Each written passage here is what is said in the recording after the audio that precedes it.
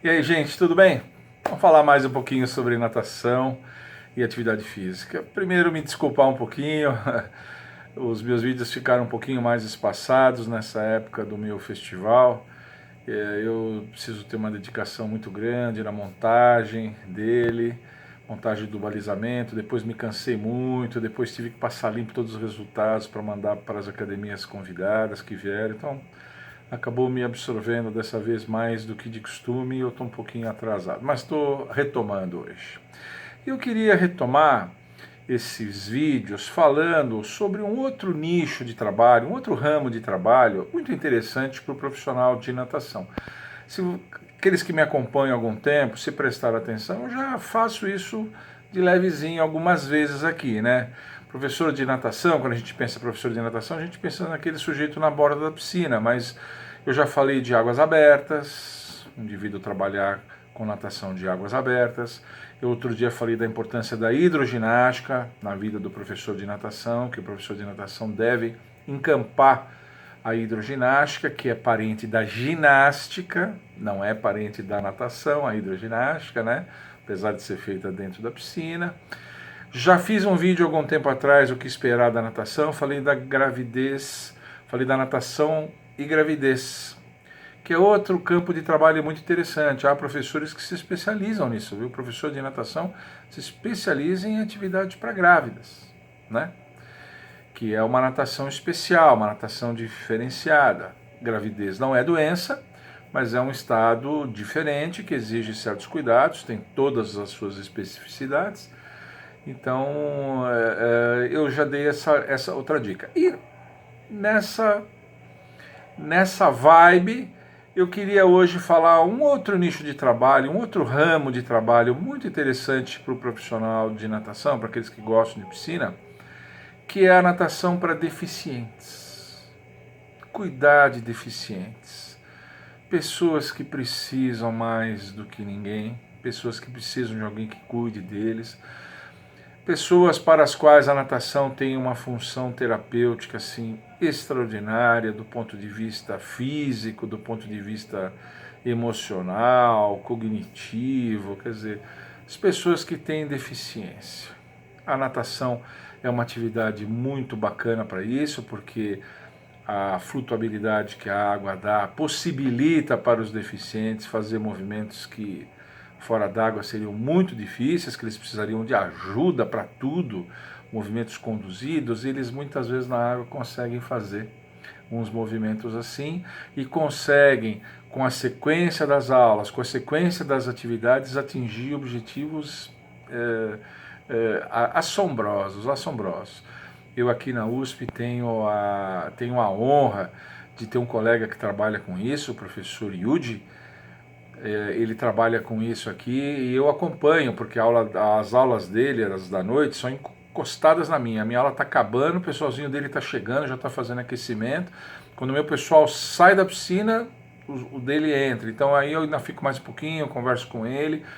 Muitas vezes cubro horários onde ele não pode vir, vai fazer um congresso, um simpósio, tem alguma atividade assim, e eu cubro os horários e fico assistindo. Eu já vi coisas maravilhosas acontecer aqui.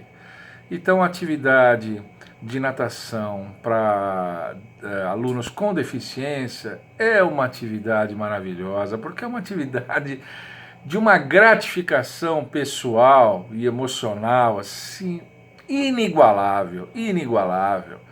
A pessoa sente que está ajudando de fato outras pessoas, melhorando a qualidade de vida, melhorando parâmetros de saúde da pessoa. É uma coisa extraordinária, é muito bonito, é muito bonito, muito bonito. Muita gente vem assistir e se emociona só de ver, só de ver. Então, mas antes de falar especificamente disso, eu sei que tem gente que fica um pouco confuso com os limites de trabalho do profissional de educação física que trabalha com isso e do fisioterapeuta. Não há não há uma intersecção, uma área de sombra entre essas coisas. O que é para o professor de educação física, o profissional de educação física que trabalha com natação especial, natação adaptada, você tem vários nomes, né? Correto é natação para alunos com deficiência, esse é o termo correto. E o fisioterapeuta, né? Onde começa um, onde termina o outro? Bom, grosso modo a gente pode dizer assim, o profissional de educação física, ele trabalha com um aluno que não tem uma patologia instalada, não há uma patologia instalada em evolução, não há. A gente pode trabalhar muitas vezes com um aluno que tem sequelas de uma patologia que já foi curada. Por exemplo, sequela de poliomielite. A gente pode trabalhar com um aluno que tem sequela de pólio. A pólio já foi tratada. O fisioterapeuta trabalha normalmente com pessoas que têm deficiências de movimento, dificuldades, rebaixamento cognitivo, etc, etc, e que além de tudo tem uma patologia instalada, normalmente uma doença crônica, muitas vezes uma doença degenerativa. Então o fisioterapeuta é o indivíduo que trabalha com alunos onde há uma patologia em andamento. E o profissional de educação física não, ele trabalha com indivíduos são assim, não há uma patologia instalada. A patologia já pode ter acontecido, ou a gente também pode trabalhar com gente que tem sequelas de alguma patologia. O profissional de educação física trabalha com pessoas com malformações congênitas, pessoas que já nascem com alguma coisa, pessoas sequeladas de acidentes, né? Pessoas que têm sequelas de acidentes, amputações, coisas do gênero assim. Por exemplo, aqui no nosso curso nós temos muitos paralisados cerebrais, gente com paralisia cerebral. Isso não é uma patologia, é uma condição, a criança já nasce com isso. Síndrome de Down, né, que é o nome antigo, né, hoje em dia a gente tenta usar mais a trissomia 21, né, síndrome de Down também não é uma patologia, é uma síndrome, é uma condição que a criança já nasce com ela. Enfim, todos esses casos a gente tem campo de trabalho para isso. Olha que bacana, não há uma patologia instalada. Outra diferença entre os profissionais de educação física e os fisioterapeutas é que os fisioterapeutas eles têm todo um arsenal de equipamentos, micro-ondas, ondas curtas, luz, calor, todo tipo de vários equipamentos, né? E o profissional de educação física não faz esse tipo de coisa, não trabalha com esse tipo de equipamento. A nossa ferramenta, nós profissionais de educação física, é o movimento. Nós trabalhamos só com o movimento, nós não trabalhamos com nenhum tipo de equipamento. E via de regra também, o fisioterapeuta, em muitos casos, ele trabalha com manipulação, ele conduz certos movimentos, mas que o aluno tenha mais dificuldade, que o aluno esteja só iniciando, o fisioterapeuta muitas vezes faz essa condução. Para o profissional de educação física, essa condução ela até existe, mas ela é muito mais discreta, muito mais discreta. A gente faz alguma coisa, alguma manipulação, mas normalmente nós estamos ali apenas para orientar. Muitas vezes o profissional entra na água, aliás, a maioria das vezes entra na água para ajudar, mas as manipulações são muito mais raras, são muito menos incisivas do que no caso dos fisioterapeutas. Isso só para deixar bem marcada a diferença entre um e outro e deixar claro que, portanto, nós temos toda uma gama de problemas, de deficiências que a gente pode ajudar os nossos alunos. Desde ajudá-los a recuperar boa qualidade, né, todos os parâmetros de saúde com relação aos exames de sangue, com relação ao funcionamento renal, com relação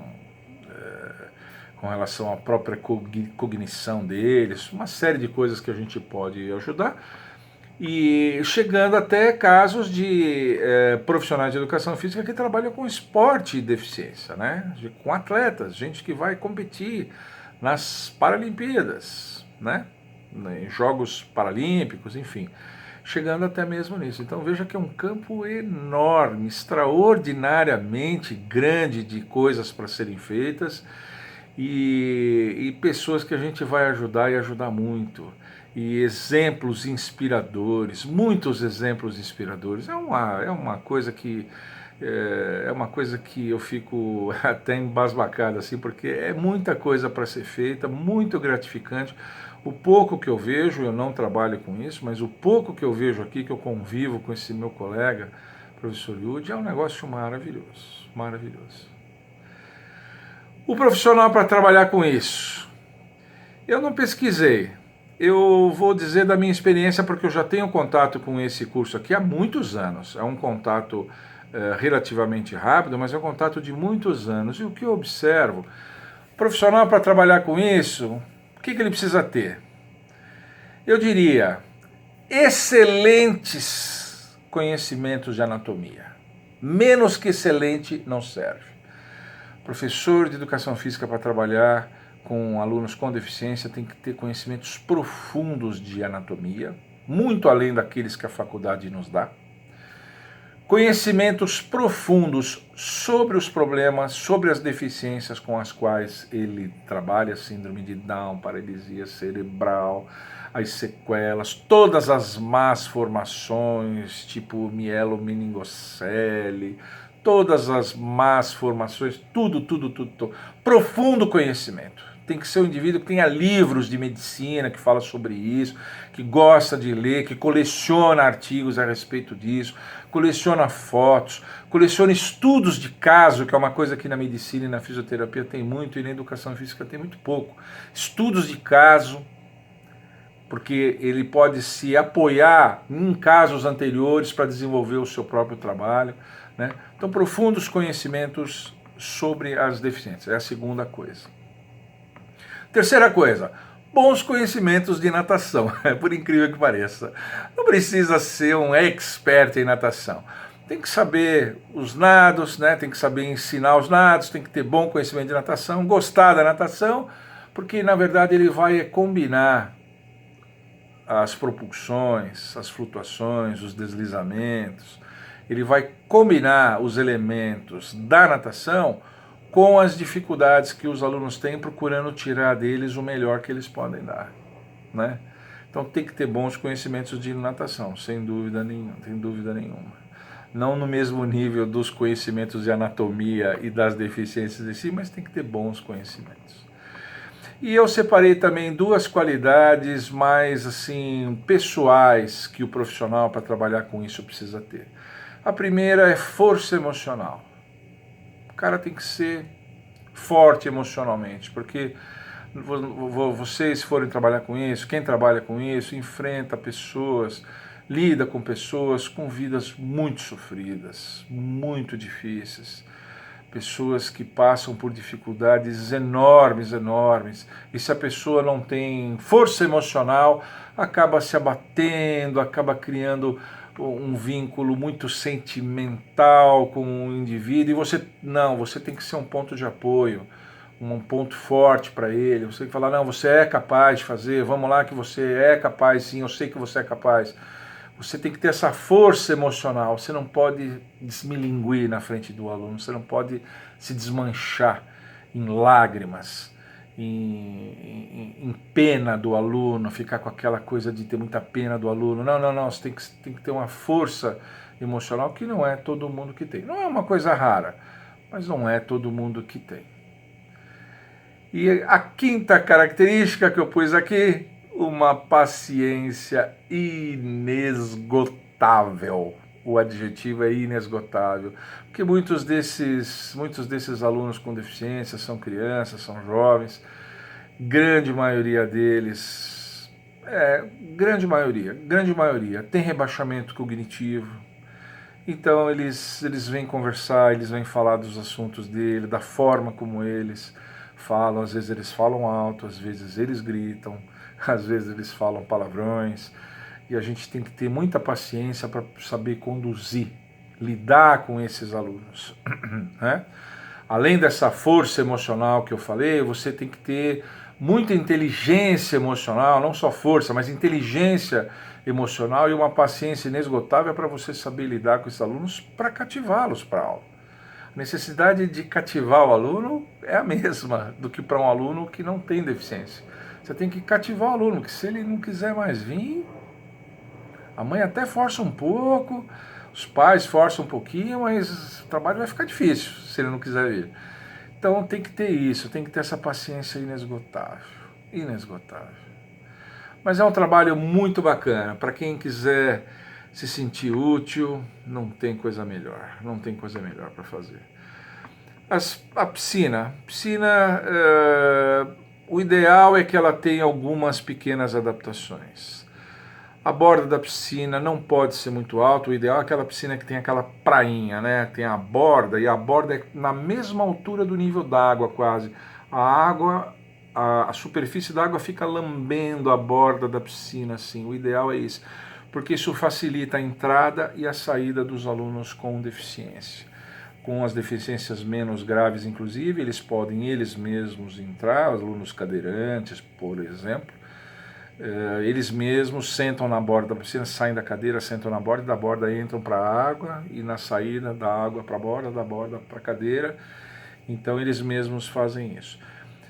O ideal é que a piscina tenha algum sistema que facilite a entrada e saída dos alunos mais comprometidos, de preferência uma escada de alvenaria, uma escada grande, uma plataforma que o aluno possa subir e vencer a altura da borda para poder sair da piscina, entrar na piscina, né? Existem piscinas que têm elevadores. Tira o aluno da cadeira, coloca dentro da piscina elevadores hidráulicos, elevadores com mola, elevadores com alavancas. Existem alguns elevadores próprios para isso. Se você tiver isso, será o ideal. Se não tiver, 2 professores para poder pôr o aluno e tirar um aluno. Eu dei aula há muito tempo numa academia que eu ajudava a fisioterapeuta, a professora Vivian Monticelli, grande amiga minha na época. Eu ajudava ela, fazia questão de ajudar. Tirar os cadeirantes da cadeira, sentava na borda, da borda eles entravam, e na hora de tirar, ajudava a sentá-los na borda e da borda para a cadeira para fazer isso. Muito bacana, eu já me sentia bem só de fazer isso.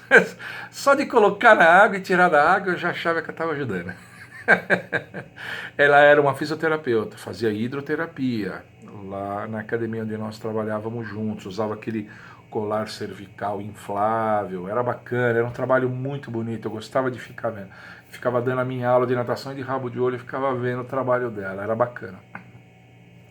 Então a piscina, se ela tiver um elevador para ajudar, uma boa parte rasa, uma boa parte que dê pé, né? Uma boa parte que você possa andar com o seu aluno e ele mesmo possa andar, um aluno já adolescente, para jovem, para adulto, possa pôr os pés no chão e deambular dentro da piscina com a sustentação da água, né?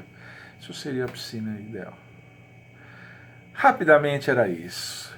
Eu queria dar esse toque porque isso é um campo de trabalho que muitas vezes não ocorre às pessoas. As pessoas ficam querendo trabalhar só com a parte de aprendizado e a parte esportiva, e nós temos uma demanda crescente nisso. O Brasil tem muita gente precisando de ajuda, poucos lugares, muita gente precisando disso, gente com experiência então não existe.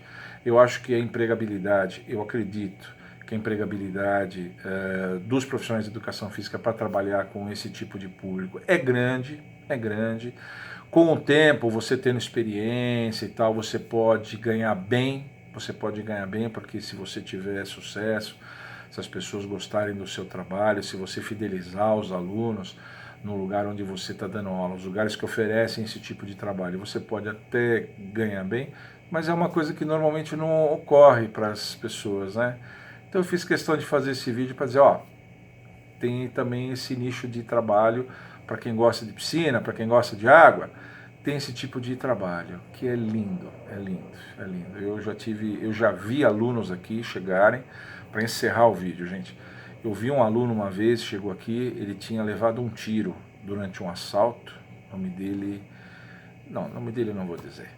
Ele tinha levado um tiro no assalto, ele não reagiu, levantou as mãos, mesmo assim o cara deu um tiro nele, o tiro transfixou, entrou pela parte da frente do abdômen e pegou na coluna dele, comprimiu a coluna dele, não chegou a seccionar a medula, comprimiu a medula. Ele chegou de cadeira de roda, ele teve que fazer reeducação vesical, aprender a fazer xixi de novo, ele ficou paraplégico, ele teve uma paraplegia por conta dessa bala que comprimiu a medula dele. Chegou de cadeira de roda, cadeira de roda para fazer. Ele começou saindo da cadeira de roda, colocamos na água e tal. Pois ele foi evoluindo, claro, a medula dele foi reagindo bem. Com o tempo eles conseguiram, se não me engano, tirar a bala, que no começo nem conseguiam mexer. Conseguiram depois tirar a bala. Ele foi melhorando cada vez mais. Da cadeira de roda ele foi para as muletas. Das muletas ele foi para 2 bengalas e de 2 bengalas foi para 1 bengala. Eu vi isso, ninguém me contou. O cara saía andando, tinha aquele andar assim um pouquinho robotizado, muito ligeiramente robotizado, andando com 1 bengala só. Mas deambulava, não precisava mais de usar sonda vesical, nada, não precisava mais nada disso. Foi lindo. Eu vi essa recuperação acontecer aqui na piscina, eu vi. Então, tá aí. Pensem nisso, vocês que gostam de piscina, gostam de natação. Se vocês gostaram, deixa um like aqui, se inscrevam no meu canal, frequentem a home lá, frequentem a página inicial do meu canal, tem muita coisa já sobre natação, divulguem, peçam que os seus amigos se inscrevam no meu canal, mandem dúvidas e sugestões, todas as dúvidas eu respondo e as melhores viram vídeo. Tchau!